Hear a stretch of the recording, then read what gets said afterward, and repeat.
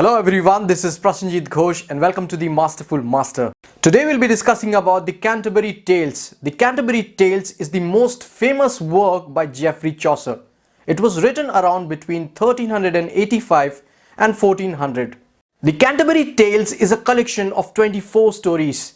It starts with a general prologue. Now what is a prologue? A prologue is an introduction to a literary work. In the Canterbury Tales, Chaucer mentions 29 pilgrims and one narrator.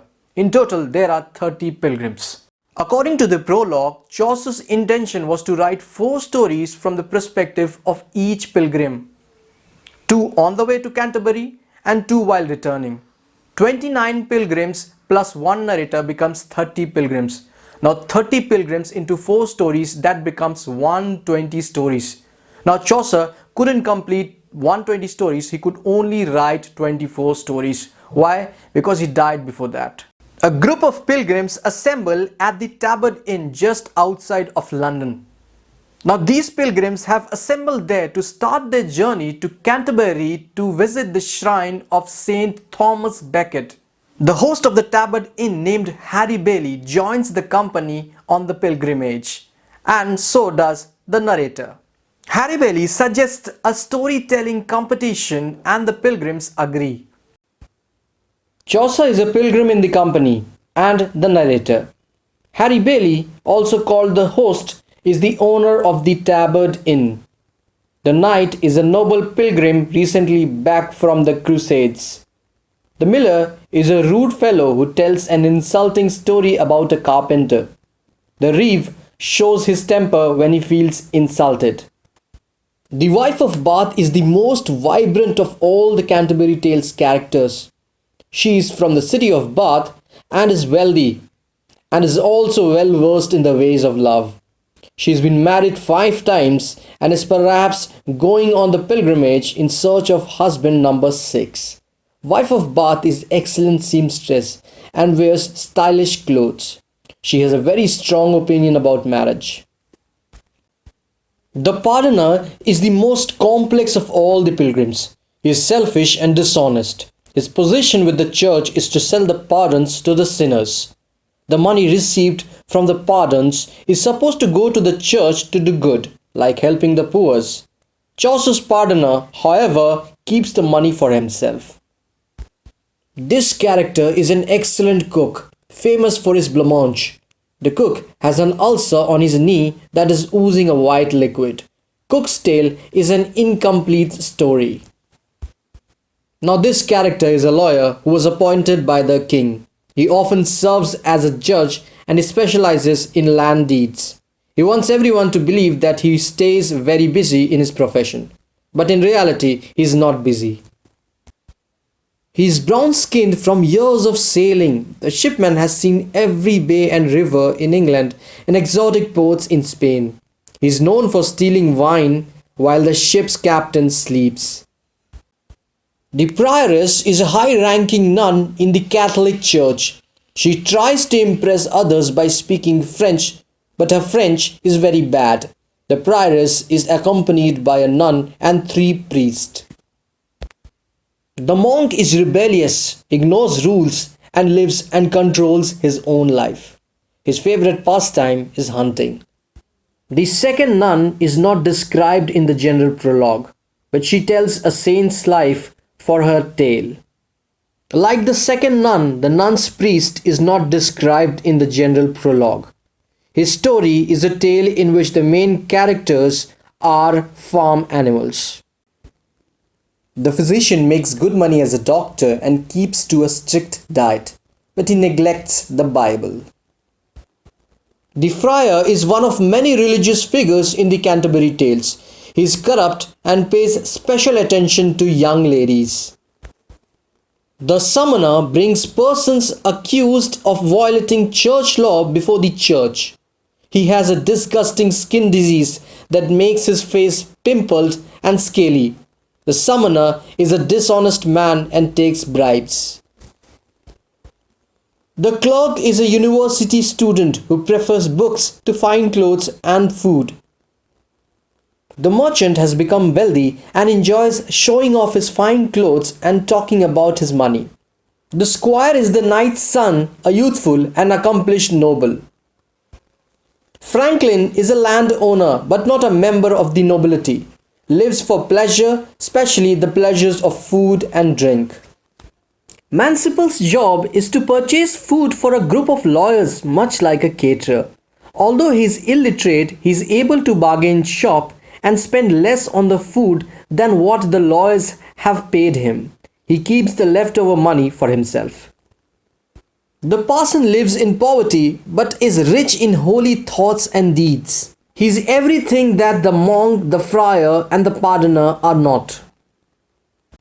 The ploughman is parson's brother and is equally good-hearted. Yeoman is the servant who accompanies the knight and the squire. The narrator mentions that his dress and weapons suggest he may be a forester. We'll be discussing these 6 stories. The Knight's Tale is the first tale and is a high romance told in heroic couplet. The Knight's Tale is a story of Arcite and Palamon. Arcite and Palamon are captured by Theseus, a king of Athens. Now these two are captured and imprisoned. They are captured and imprisoned in a tower, and in that tower there is only single window through which they can look outside. One day through that window they see Emily, Queen's younger sister, in the garden. They instantly fall in love with Emily. Arcite is released from the prison on the condition that he will never return to Athens. Arcite is deeply in love with Emily. Arcite makes a plan and disguises himself as a page and enters Emily's chamber. Meanwhile, Palamon spends years in the prison before escaping. Both of them meet and they start fighting over Emily. They are stopped by Theseus, king of Athens, who insists them to hold a tournament, and whoever wins the tournament will eventually marry Emily. Arcite wins the tournament, but he is thrown by his own horse and he is fatally injured. On his deathbed, Arcite announces that Palamon should marry Emily.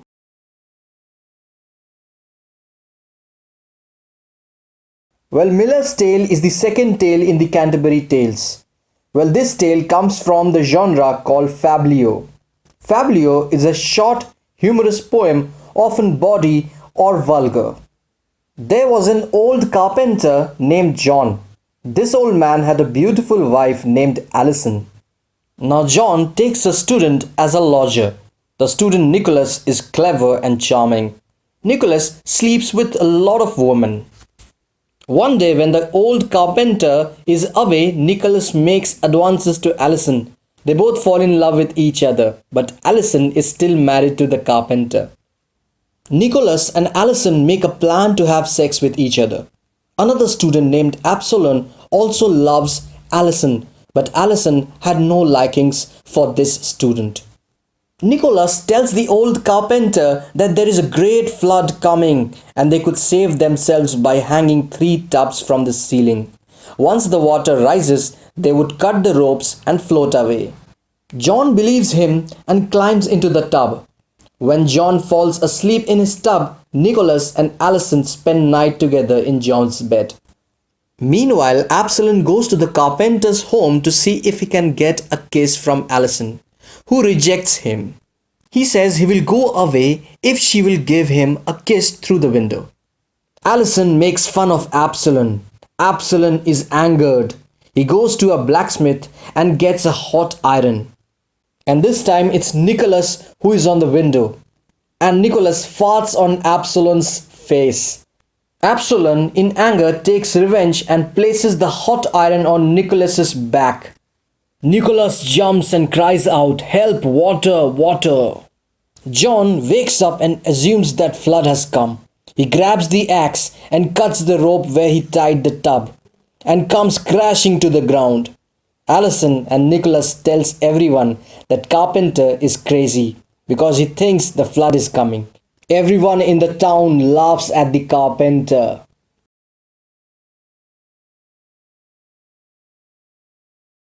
The Reeves Tale is the third story in Geoffrey Chaucer's The Canterbury Tales. The Reeve, named Oswald, is the manager of a large estate.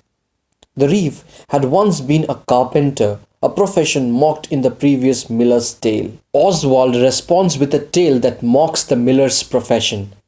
The Reeve is offended by the miller's tale due to the miller's humiliation of carpenters. The story is about two scholars, John and Alan, who are robbed by the miller, whose name is Simpkin. Miller steals flour from those who bring their grains to his mill. Simpkin has a wife, a 20-year-old daughter, and a 6-month-old son. Simpkin, the miller, grants grain for a college, stealing some of it in the process. Two college students, John and Alan, decide to keep an eye on the process the next time the grain is ground. They tell Simpkin they want to watch out of curiosity, but in reality, they want to make sure he doesn't steal. Simpkin, knowing it is a trick, he too plans a trick of his own. He unties their horse and sends them chasing across the fields all day. He takes this opportunity to steal the flour. The two students ask Simpkin if they can spend the night at Simpkin's house. Simpkin agrees, though he says they all must sleep in the same room because his room is small. After a long night of drinking wine, Simpkin and his family fall asleep, while John and Alan lie awake plotting a revenge. Alan takes revenge by sleeping with Miller's daughter, whereas John tricks Miller's wife into bed with him. Alan goes to wake John. He mistakes Miller as John and he tells how he had the daughter 3 times during the night. Miller, after listening to this, rises from his bed in anger. Miller's wife wakes up. She thinks of beating the students, but due to darkness, she is unable to see and ends up beating Miller, and the boys successfully escape. The Reeve ends the story by saying tricksters will get a tricking.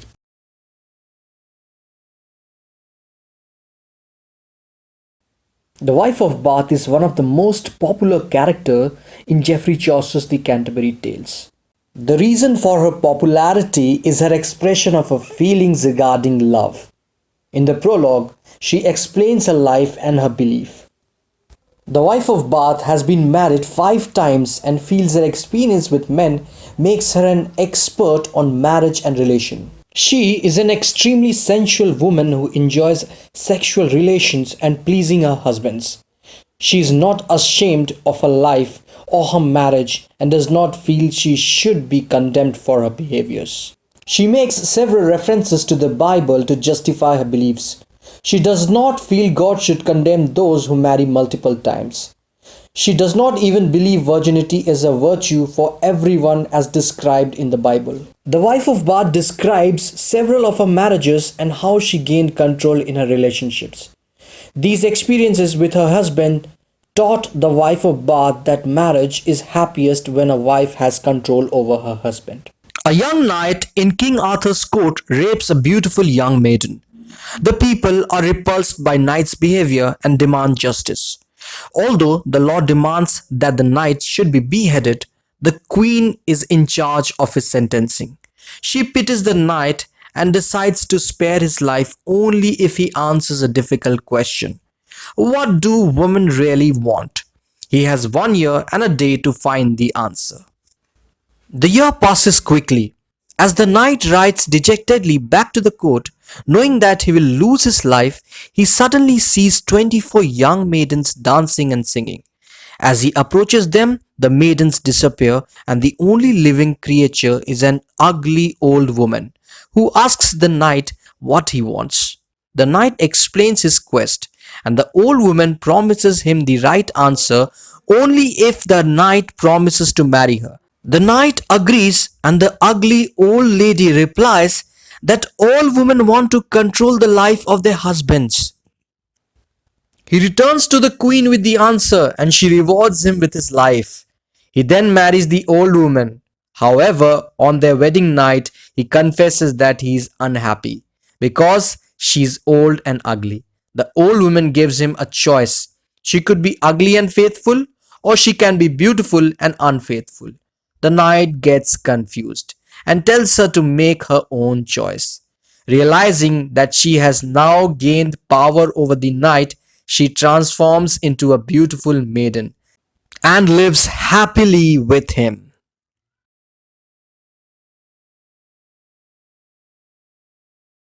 Prioress is the head of the group of nuns. There is a bracelet hanging around her waist which has a brooch in it, and the lines that are written on the brooch is "Love conquers all."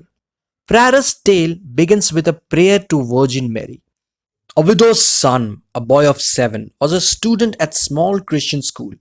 He loved to sing and would say "Hail Mary" any time he saw an image of Virgin Mary. One day at school, he hears some other children singing "O Alma Redemptoris."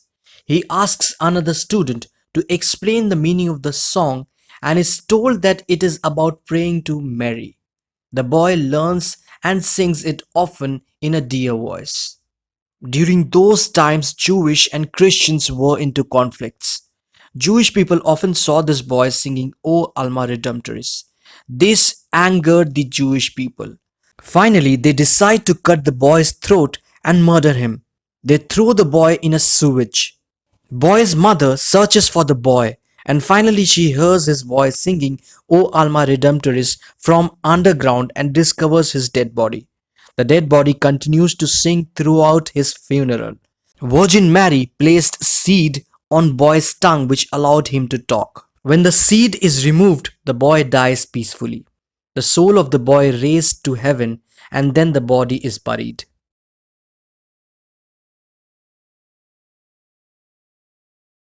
Nonce Please Tale is a beast fable. The story takes place at a farm owned and managed by a poor widow. The central figure in the fable is a rooster called Chanticleer, who is the most beautiful rooster in the land. He has 7 wives, the favorite of whom is Lady Pettilot. One morning, Chanticleer wakes from a nightmare in which a fox is trying to attack him. He shares this dream with Pettilot. She tries to calm him and consoles him by saying that dreams have no meaning.